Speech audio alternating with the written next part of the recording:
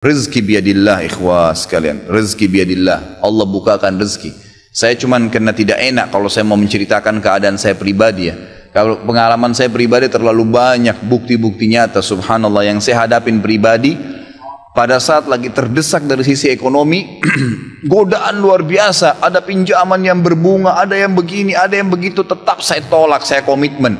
Sampai pada titik terakhir, titik klimaksnya saya pertahankan, Allah berikan jalan keluar yang tidak masuk di akal ikhwah. Betul-betul tidak masuk di benak saya. Saya ceritakan salah satunya, pada saat saya ada masalah kemarin di Kalibata. Ini untuk diambil ibrah saja. Restoran saya buka 2 tahun 8 bulan. Kemudian saya pertemukan antara omset sama bayar sewa dan ya service charge-nya, karena di mall ada service charge maka tidak cukup, tidak berimbang. Saya merasa selama hampir 3 tahun tidak mendapatkan keuntungan. Lalu saya berpikir untuk menutup restoran itu, dan pada saat itu subhanallah saya berpikir restoran ini sudah saya tutup aja deh, saya jual aja. Mungkin dengan kesibukan dakwah, beberapa ikhwah juga yang saya amanahkan di situ sudah ada yang satu yang sudah niat mau kuliah, udah nggak bisa lagi lanjut. Saya bilang oke lah baik. Selama 3 bulan vakum, nggak bisa bergerak sama sekali. Pada saat itu subhanallah 1 rupiah pun ikhwah saya nggak punya duit.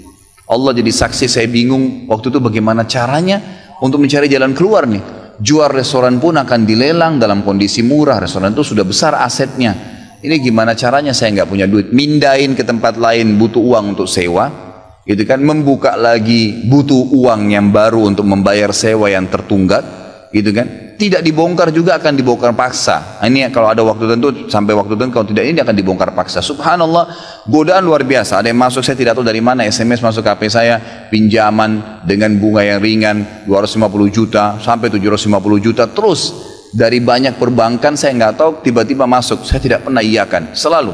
Gitu kan. Saya cuma berusaha ikhtiar, berdoa sama Allah, tawarin kepada orang kalau ada yang mau punya saham dengan saya. Subhanallah, pas titik klimaks 3 bulan kemarin, 3 bulan tutup ya sementara, dan saya sudah berpikir mau jual pun sempat saya tawarkan, belum ada yang beli. Saya tiap hari saja berdoa. Di masjid ini saya kedatangan seseorang, jemaah pengajian saya, bukan jemaah pengajian sebenarnya, dia rutin mengikuti ceramah kita ya yang diupload di YouTube dan tinggal di Paris. Orang Indonesia, orang kita tapi tinggal di sana. Datang selama ini dia selalu kalau saya punya program gali sumur diikut. Ada program kemarin badal haji, dia haji ditipin uangnya. Selalu program sosial diikutin sama dia. Subhanallah, pada saat lagi dia bilang sama saya SMS, Ustaz saya mau ke Jakarta, saya ingin hadir pengajian Ustaz langsung. Saya bilang baiklah kalau gitu, silahkan fadhal. Selesai pengajian kita, waktu itu selesai jam 9 malam, kurang lebih seperti jam-jam seperti ini. Lalu kemudian dia datang sebelah saya belum pernah lihat orangnya. Lalu dia salaman sama saya, dia bilang, Ustaz saya Pak John Firdaus, dia bilang sama saya gitu. Terus saya bilang, oh iya Pak, saya belum paham nih. Dia bilang, saya yang dari Paris Ustaz. Oh antum, terus salaman lah, ngobrol-ngobrol. Sampai ke mobil gitu kan. Saya sempat kasih dia beberapa buku yang biasa saya bawa di mobil. Ini akhi, mungkin antum bisa baca-baca di sana sama keluarga dan seterusnya. Sebelum berpisah, dia bilang sama saya, Ustaz saya sempat bawa teman ke Kalibata. Kok saya mau ajak makan, tutup tempatnya Ustaz. Oh iya, ceritanya ada tunggakan pembayaran yang belum saya bayar dari sewanya karena tidak cukup antara omset penjualan dengan ini. Oh gitu Ustaz, iya. Kira-kira butuh berapa biaya? Saya bilang, mungkin saya butuh sekitar 250 juta untuk memutar kembali restoran ini. Karena butuh ada tunggakan 168 dan saya harus dengan biaya operasional sekitar 250 juta. Rencananya memang saya mau buka saham kalau memang ada yang mau masuk. Dia bilang sama saya tiba-tiba, ini cuma mau berpisah di sini, di depan masjid ini, dia bilang sama saya, Ustadz kalau Ustadz bilang, saya baru saja kemarin masukin anggaran dana saya 400 juta di satu perusahaan. Kalau saya tahu saya akan ikut sama Ustadz. Ya sudahlah akhi, qadarullah nggak apa-apa gitu kan. Tapi kalau emang Ustadz mau, saya coba pikirkan, nanti saya pertimbangkan. Kira-kira berapa? Saya bilang saya akan buka saham 250 juta itu 10% dari omset antum akan ambil.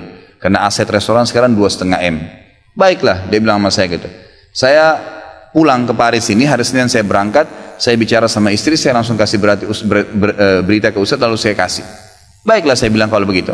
Dia pulang, subhanallah, saya pikir ya sudahlah, ini mungkin dia mau pertimbangkan lagi.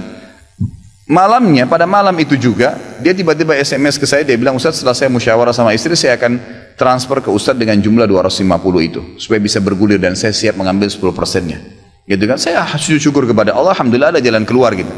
Subhanallah, saya ke Kalibata, saya bicara besoknya sama GM-nya, saya ngobrol, ini gimana jalan keluar, saya sudah ada duitnya sekarang dan mau diputar. Oh udah nggak bisa Pak Khalid, ini kan sudah 3 bulan vakum, udah nggak bisa, harus Dibongkar, udah tutup, nggak bisa lagi. Kalau Pak Halid mau pindah tempat lain silakan. Atau mau buka sini kembali harus ganti nama. Baiklah, saya coba kembali kepada Allah SWT lagi berdoa, ya Allah berikan petunjuk, ada apa sebenarnya ini, bagaimana jalan keluarnya. Hati saya subhanallah cenderung untuk keluar, gitu kan. Udahlah mungkin saatnya untuk keluar dari situ, karena memang selama ini ada teman-teman saya berikan masukan juga yang sering datang, akhi di sini parkiran susah, akhi di sini kadang-kadang tidak ditahu dan seterusnya, lebih baik kalau ente keluar.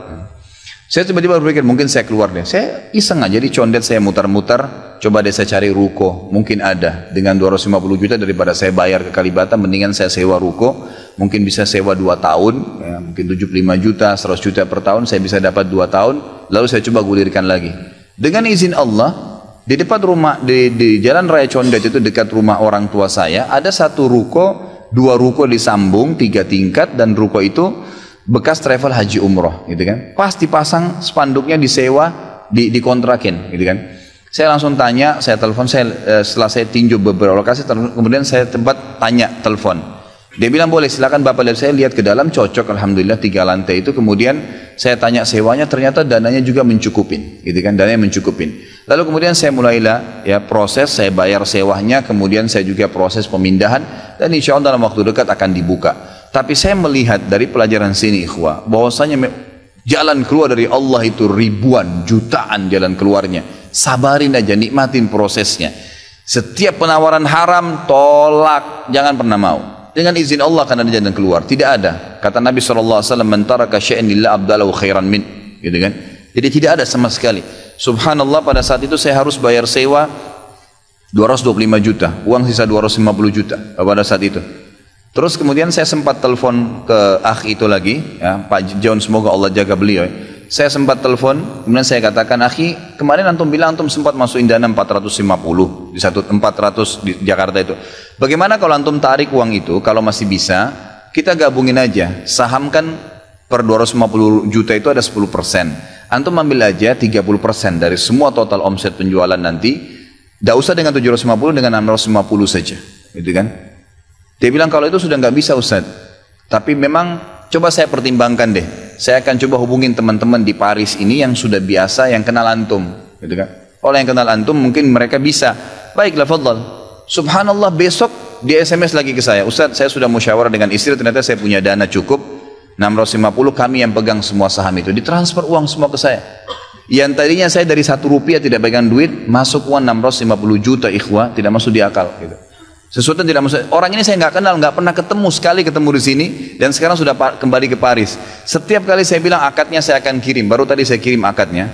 Sudah nggak apa-apa Ustaz, saya percaya. Akhi ini bisnis loh, bisa untung rugi. Sudah paham Ustaz. Orang lain aja banyak bisnis dia rugiin saya nggak takut, apalagi sama Ustaz. Sudah silakan. Alhamdulillah. Saya melihat Allah berikan jalan keluar yang sangat dimudahkan. Yang penting nikmatin prosesnya dan yakin kepada Allah SWT. Jangan takut. Jangan takut. Dan ada banyak kisah seperti dalam hidup saya yang saya mungkin sebagian tidak diceritakan gitu kan. Cuma ini tadi saya buka supaya memang bisa ada pengalaman. Karena rata-rata sini karena hanya masalah kekhawatiran saja. Kekhawatiran rezeki yang insya Allah tidak akan ada masalah dalam kehidupan kita.